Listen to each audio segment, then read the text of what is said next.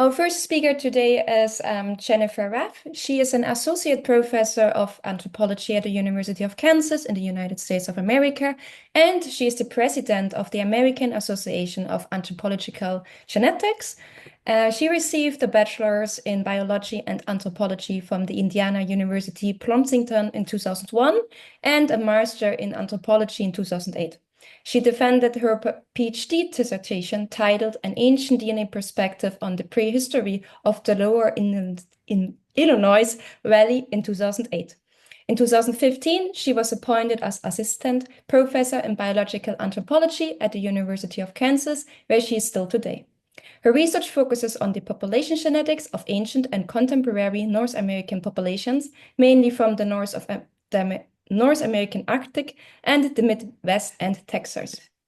Jennifer teaches courses at Fundamentals of Physical Anthropology, on human evolution, and on critical analysis of scientific literature. She is a faculty member of the Summer Internship for Indigenous Peoples in Genomics, a program designed to increase the representation of peoples in the field of genetics. Besides teaching at the university, Jennifer does not hesitate to write articles and record podcasts for the public audience, where she openly speaks, for example, about the requirement of vaccinations for children and the danger of scientific racism. One of her recent published books, titled Origin of the Genetic History of the Americans, has received positive reviews on various social media platforms. Many readers comment on Jennifer's writing skills, saying that the book describes the history well from a genetic point of view without using the usual scientific jargon. Today's Jennifer's talk is titled Beyond the Origins, Engage Genetics Research with North American Indigenous Communities. And the floor is yours. Thank you so much, Tina. And thanks to all the organizers. I'm really delighted to be participating in this. I just want to start by saying I don't actually consider myself to be an expert on ethics. I'm not a bioethicist and I'm not Indigenous, but I am a practitioner in the field and I've been doing this for a while. So when I'm speaking about this, it's really that I'm applying the ethical frameworks that others, especially Indigenous scholars, have created to my own work. And I'm going to share a couple of examples of some recent incidences some recent papers where I've seen some really good demonstrations of these ethical frameworks. The other thing really quickly that I wanted to say is my contact information is here on the slide, and that also includes my call sign because I actually am a ham radio operator. So very delighted to share that with you. If anybody else is out there, let me know. All right, so I'm going to be talking about very briefly about the issues regarding paleogenomics in the Americas and specifically in North America, specifically the lands today that are known as the United States. And it's important to recognize, and I think everybody here probably knows this already, that research into the genetic variation and histories of the indigenous peoples who live in this region lags far behind everywhere else in the world, not everywhere, but most other places in the world. And that is not because Native Americans, indigenous peoples are anti-science, not at all. It is the opposite. But it is actually the result of a very particular history of colonialism, a very, very troubled, very exploitive history of biomedical research, genetics research, anthropological research, that has led to many tribes being very reluctant to participate in genetics research. In some cases, this research has been done anyway, without their permission, on their ancestors, on themselves. And I think that it's this particular context that sets the tone for what we have to do as researchers if we're going to be rebuilding any kind of trust, any kind of relationship. And so it's kind of that perspective that I'm speaking from. So there are a number of issues that have come up that are that impede genomics research or slow it down or even prevent it. And in some cases, it's simply because indigenous peoples in tribes believe that their ancestors' bodies are sacred, should not be disturbed, and for any reason, and that includes for DNA work. And full stop. When that happens, we must respect that. And that has not always been the case by all researchers, but that's the starting point, is recognizing that that is, in some cases, something that cannot proceed, and we should respect that. These are just some of the other issues In the interest of time, I'm not going to go through all of them, but you can see them and we'll have this recording available for you. But I can't stress this enough. Every single tribe, every nation, every community has their own perspective on things. And so there are some who want to use genetics as a tool for understanding their histories. But for many reasons, they may not feel comfortable doing that because they have little trust in researchers. And so for these communities, how can we rebuild that trust? How can we become trustworthy partners if we're outsiders to the community? There are quite a few paleogenomics researchers who are interested, and I assume people here are here because they're interested in doing this work in a good way. And I should say that there are experts, indigenous experts, many indigenous Americans, and also many bioethicists who are non-native and allied who have proposed frameworks that you can read that will tell you how to go about doing this work in a good way. These include very similar principles, most of them, but I'm putting this up there for you guys to look at if you like. And I'm going to stress again that there is no one size fits all approach because every nation, every community is different.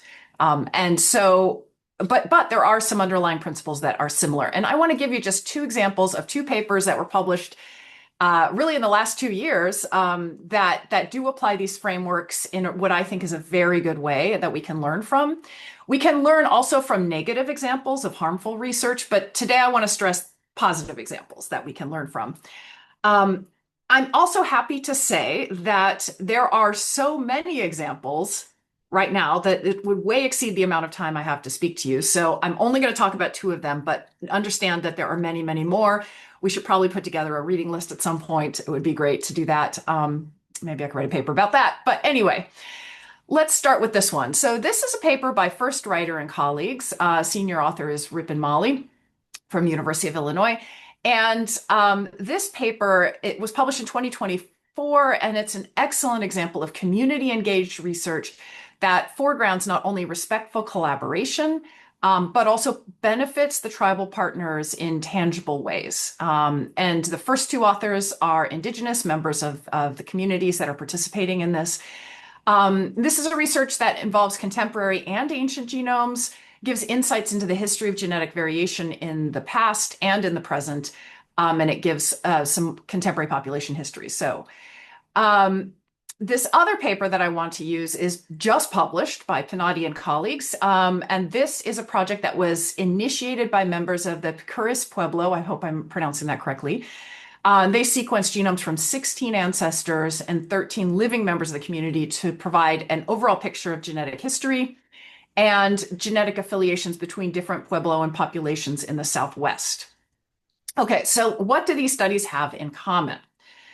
The first thing is that these and others successful genetic research projects prioritize sovereignty, respect for sovereignty, and tribal consent. And this is an image from Fleskis et al., which is one of the papers I showed earlier that has a good framework to follow. I like this image because it kind of gives you an idea of the process that underlies a lot of these really good studies.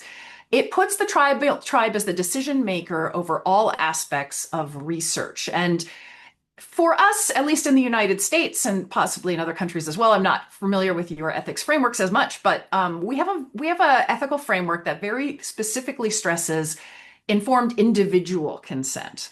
But with tribal communities, it is very, very crucial that you have community consent, that the decision-making body for the tribe is consulted before any individual member of the tribe is approached to ask to donate DNA for a study or to do research on soil DNA on their lands, anything like that. It's very, very important that community consent is emphasized. It's also important to recognize that tribal perspectives on research might change. And so if a tribe changes its mind on a project, you have to respect that and stop the research. And this makes it a very fraught. It makes me very nervous to do research in this way, but it's the only way. Ceding this kind of control is the only way to ensure that you can build real trust. Okay.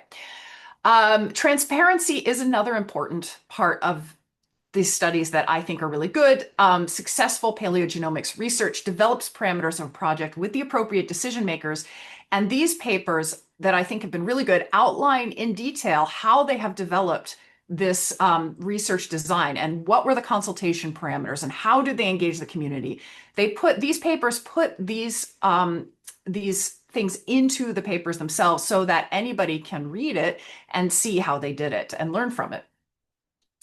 And all aspects of a project are discussed before a project is started. How can the ancestors' remains be sampled? How should they be treated in the laboratory and afterwards?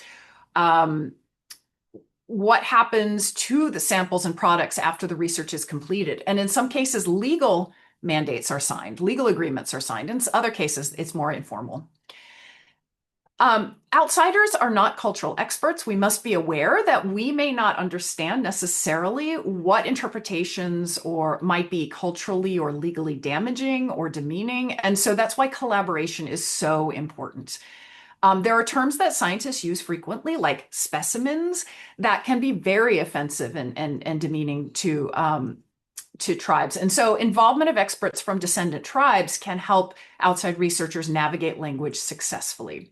And the best research I've seen lately also includes a nuanced discussion of the harms done to tribes by past research practices and can situate the decisions made in that paper, in that research project, in the context of those research harms.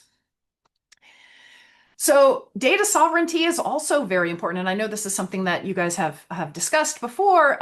The right to control access to genomic data is at odds with our culture of open access data sharing. But it's really important that in the context of colonialism and the history of harms done to indigenous communities in the name of science, that the community is the one that makes a decision about what should be done with their genomic data. Good studies also return tangible benefits to communities. And I know that there are limitations on this given funding, given the scope of our work, but at minimum, research that is successful is done with the community's involvement, consent, and understanding. And it's really great when the community themselves initiates this work, and then they can return benefits. And if so, benefits should be transparently described.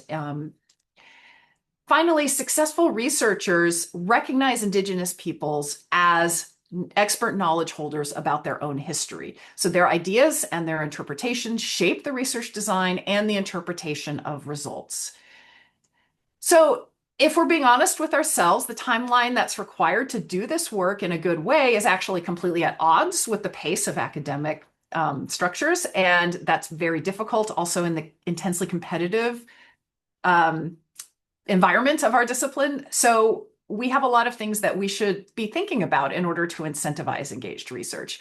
And I'm just going to end because I see I'm running out of time. Like I always end my talks with this quote from Justin Lund, geneticist, in a talk for the American Association of Physical Anthropologists in 2021. He likened the disciplines of genetics and archaeology to houses with crumbling foundations and advocated for foundational repair by mending relationships with Indigenous groups. And he said, creating bad relationships took generations. Mending these relationships will also take generations, so plan accordingly. If your work starts and stops in the lab, you're doing it wrong. All right, I will end there because I think my time is up. Thank you all.